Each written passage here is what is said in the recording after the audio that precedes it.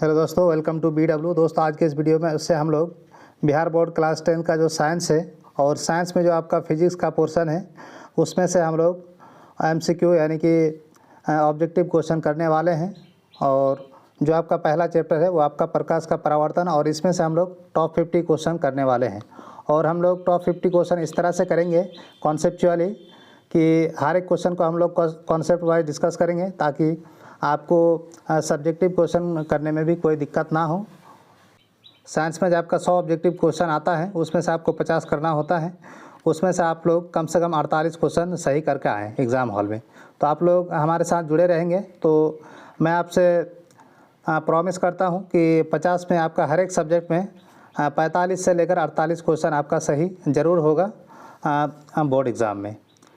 तो अब चलिए हम लोग वीडियो में आगे बढ़ते हैं और देखते हैं कि पहला क्वेश्चन क्या है।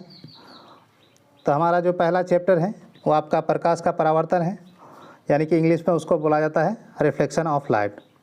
तो ये जो हम लोगों ने क्वेश्चन लिया है हिंदी और इंग्लिश दोनों में लिया है ताकि आपको समझने में आसानी हो, क्योंकि आपका जो बोर्ड एग्ज़ाम होता है उसमें भी आपका हिंदी और इंग्लिश दोनों ही लैंग्वेज में क्वेश्चन आता है। तो चलिए हम लोग देखते हैं कि पहला क्वेश्चन क्या है। तो आप पहला क्वेश्चन देख सकते हैं कि प्रकाश के परावर्तन का कितने नियम होते हैं, यानी कि how many laws of reflection are there, यानी कि प्रकाश के परावर्तन के कितने नियम होते हैं। तो प्रकाश के परावर्तन के कितने नियम होते हैं? प्रकाश के परावर्तन के 2 नियम होते हैं। और कौन कौन से नियम होते हैं तो हम लोग आपको डायग्राम से समझाते हैं कि प्रकाश के परावर्तन का 2 जो नियम होता है कि ये आपका आपतन कोण, यानी कि आपका ये आपतन किरण है, आपतित किरण है, और ये आपका परावर्तित किरण है। तो ये आपतित किरण और ये लंब है, लंब के बीच का जो कोण है उसको आपतन कोण कहा जाता है, और लंब और परावर्तित किरण के बीच का जो कोण होता है इसे आपको परावर्तित कोण कहा जाता है।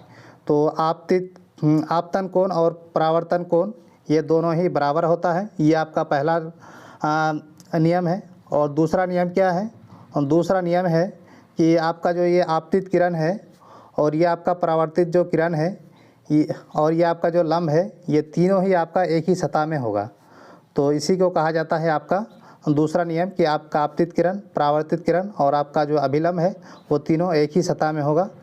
तो यही आपका प्रकाश के परावर्तन का दूसरा नियम है। तो आई होप कि आप लोगों को क्वेश्चन समझ में आ गया होगा। तब हम लोग बढ़ते हैं अगले क्वेश्चन की तरफ।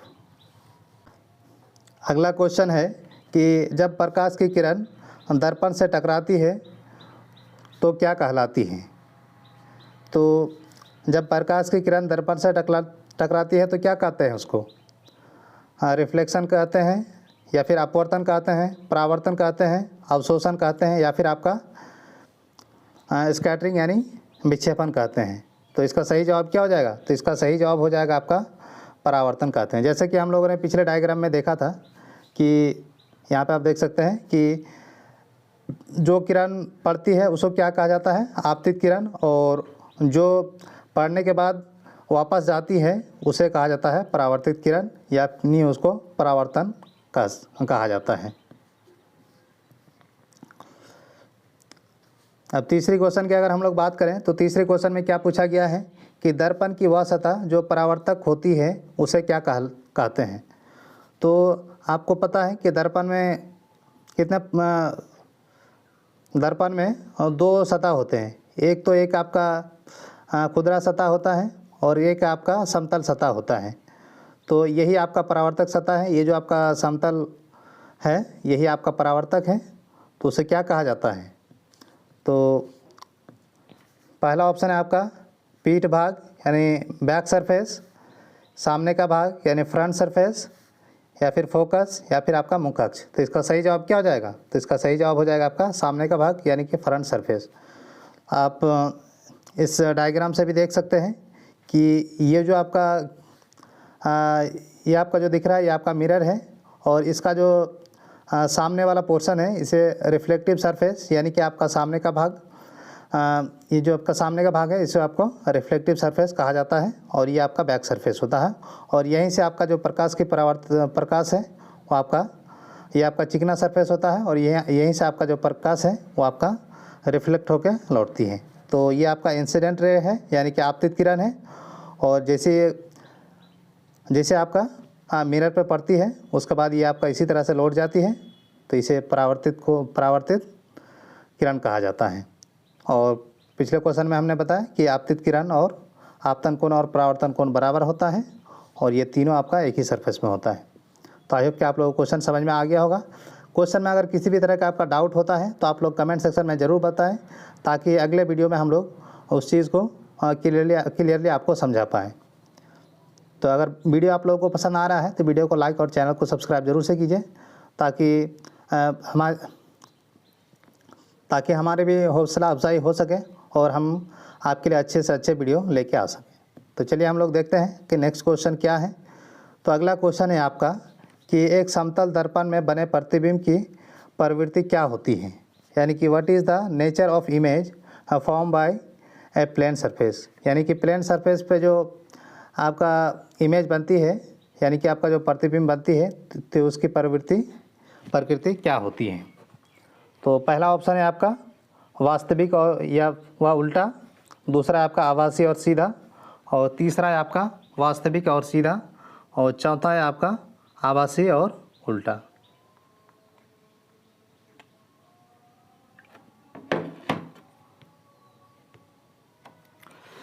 तो इसका सही जवाब क्या हो जाएगा? तो इसका सही जवाब हो जाएगा आपका आभासी और सीधा, यानी कि virtual and erect. Next question है कि किस दर्पण में प्रकाश की किरणें आपस में मिलती हैं, यानी कि किस दर्पण में प्रकाश की किरणें आपस में मिलती हैं। तो इसका सही जवाब क्या हो जाएगा? उत्तल दर्पण, समतल दर्पण, अवतल दर्पण, या फिर आपका इनमें से कोई नहीं। तो इसका सही जवाब क्या हो जाएगा? तो इसका सही जवाब हो जाएगा आपका अवतल दर्पण, यानी कि आपका कॉनकेव मिरर। अगला क्वेश्चन है कि दर्पण के केंद्र बिंदु क्या कहलाता है। What is the centre point of the mirror called, यानी कि जो मिरर का सेंटर पॉइंट है, केंद्र बिंदु है, उसे क्या कहा जाता है। तो ऑप्शन है आपका कि क्या उसे फोकस कहा जाता है, तो क्या उसे फोकस कहा जाता है, या फिर ध्रुव कहा जाता है, या फिर सेंटर कहा जाता है, या फिर आपका वक्रता केंद्र यानी कि सेंटर ऑफ कर्वेचर कहा जाता है। तो इसका सही जवाब क्या हो जाएगा? तो इसका सही जवाब हो जाएगा आपका केंद्र कहा जाता है। लेकिन क्यों कहा जाता है आप यहाँ पे देख सकते हैं। ये आपका एक दर्पण है, ये आपका एक दर्पण है। तो ये आपका प्रिंसिपल एक्सिस है, यानी कि मुख्य अक्ष है, और ये आपका फोकस है, फोकल पॉइंट, और ये आपका सेंटर ऑफ कर्वेचर यानी कि वक्रता केंद्र है। और यहाँ से जो यहाँ तक की दूरी होती है, यानी फोकस से लेंस तक की जो मिरर तक की जो दूरी होता है उसे फोकल लेंथ कहा जाता है। और जो सेंटर ऑफ कर्वेचर है, वहाँ से यहाँ तक की दूरी को आपको क्या कहा जाता है? रेडियस ऑफ कर्वेचर, यानी कि आपका क्या कहा जाता है? त्रिज्या की दूरी कहा जाता है। अगला सवाल है कि वह सीधी रेखा जो दर्पण के केंद्र से होकर जाती है उसे क्या कहते हैं। तो इस क्वेश्चन में जैसे हम लोगों ने देखा है कि इसमें कहा जा रहा है कि ये जो दर्पण है, इसमें ये जो एक लाइन निकलती है, ये जो लाइन है, तो इसका नाम क्या है। तो मैंने अभी बताया आपको कि इसी को कहा जाता है प्रिंसिपल एक्सिस या फिर मुख्य अक्ष। तो इसका सही जवाब क्या हो जाएगा? यहाँ पे देख सकते हैं आप कि इसका सही जवाब हो जाएगा प्रिंसिपल एक्सिस या फिर मुख्य अक्ष। तो यही आपका सही जवाब है।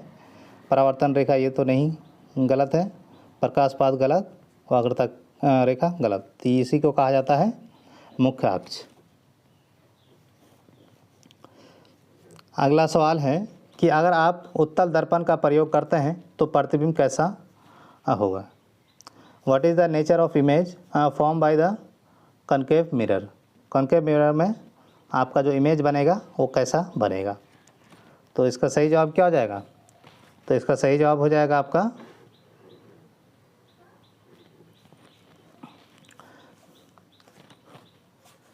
पहला ऑप्शन है आपका वास्तविक और बड़ा, दूसरा ऑप्शन है आपका आभासी और छोटा, और तीसरा ऑप्शन है आपका आभासी और बड़ा, चौथा ऑप्शन है आपका वास्तविक और उल्टा। तो इसका सही जवाब क्या हो जाएगा? इसका सही जवाब हो जाएगा आपका आभासी और छोटा। तो अगर हम लोग इसको डायग्राम से देखें तो डायग्राम में आप देख सकते हैं कि अगर हम लोग उत्तल दर्पण लेते हैं, उत्तल दर्पण, ये आपका उत्तल दर्पण है। उत्तल दर्पण में क्या होता है कि जो झुका हुआ है वो आपका क्या होता है, खुरदरा सतह होता है, और ये जो उभरा हुआ प्लेन है ये आपका समतल सतह होता है, और यहीं से आपका इमेज बनता है। तो मान लीजिए ये आपका क्या है, ये कोई वस्तु है, ये आपका वस्तु है, और यहाँ से किरण जा रही है और ये आपका दर्पण पे पड़ रही है। तो इमेज कैसे फॉर्म होता है तो ये आप लोगों ने पढ़ा होगा, तो इतना डिटेल में तो मैं नहीं जाऊँगा। मैं थोड़े, अगर आप लोगों को नहीं आता है तो आप लोग कमेंट सेक्शन में बताइए, मैं इसको बहुत अच्छे से समझा दूंगा, क्योंकि इसको समझाने के लिए आपको कम से कम 15 से 20 मिनट का टाइम हमको चाहिए। अगर आप लोग ये नहीं पढ़ा है आप लोग क्लासरूम में तो आप लोग कमेंट सेक्शन में बताइएगा, इसको हम लोग अगले वीडियो में डिस्कस कर लेंगे। हम लोग यहाँ देखते हैं थोड़े से सरसरी नज़र से कि इमेज कैसे, अवतल दर्पण का इमेज कैसे बनेगा। तो ये आपका ऑब्जेक्ट है, यानी कि आपका ये आपका वस्तु है, और यहाँ से आपका ये किरण जाती है, और ये अवतल दर्पण से टकराने के बाद ये आपका कहाँ से जाएगी, ये आपका फोकस से जाएगी। ये आपने पढ़ा होगा कि आपका फोकस से जाएगी, और फिर ये जो ऑब्जेक्ट है, यह वस्तु है, यहाँ से एक किरण जाएगी और ये आपका वक्रता केंद्र है वहाँ से निकलेगी। तो ये जो दो लाइन जहाँ पे मिलेगी यहाँ पर आपका ये इमेज बनेगी। तो ये आप यहाँ पे क्लियरली देख सकते हैं, ये इमेज आपका छोटा बन रहा है, और किधर बन रहा है, यानी कि जो आपका लेंस है, यानी आपका दर्पण है, दर्पण के आपका बाएं तरफ बन रहा है। तो इसीलिए इसका क्या हो जाएगा, ये आपका आभासी इमेज बनेगा, और ये आपका बनेगा छोटा। तो आप देख रहे हैं कि ये आपका वस्तु है, वस्तु का साइज़ बड़ा है, और ये जो आपका प्रतिबिंब है इसका साइज़ जो है छोटा है। तो इसका सही जवाब क्या हो जाएगा, तो इसका सही जवाब हो जाएगा आपका कि आभासी और छोटा प्रतिबिंब बनेगा। अगला क्वेश्चन है कि फोकस की दूरी तथा वक्रता त्रिज्या में क्या संबंध है। तो ये फॉर्मूला है कि R बराबर क्या होता है आपका 2F होता है, और ये आपका F क्या है, ये आपका फोकल लेंथ है, ये आपका R है आपका वक्रता त्रिज्या है। तो जैसा कि हमने इमेज में देखा था, इस वाले इमेज में आप देख सकते हैं कि ये आपका फोकस है और ये आपका वक्रता त्रिज्या है, यानी कि सेंटर ऑफ कर्वेचर है, इसी को वक्रता त्रिज्या कहा जाता है, और ये आपका फोकस है। तो फोकस से जो दर्पण है यहाँ तक की जो दूरी है, ये अगर F है और वक्रता त्रिज्या और जो दर्पण है यहाँ तक की दूरी अगर R है, तो आपका F बराबर हो जाएगा R/2, यानी कि ये जो फोकस है ये कर्व वक्रता त्रिज्या और जो दर्पण है उसके बीच में पड़ता है, यानी कि ये बिल्कुल सेंटर में है।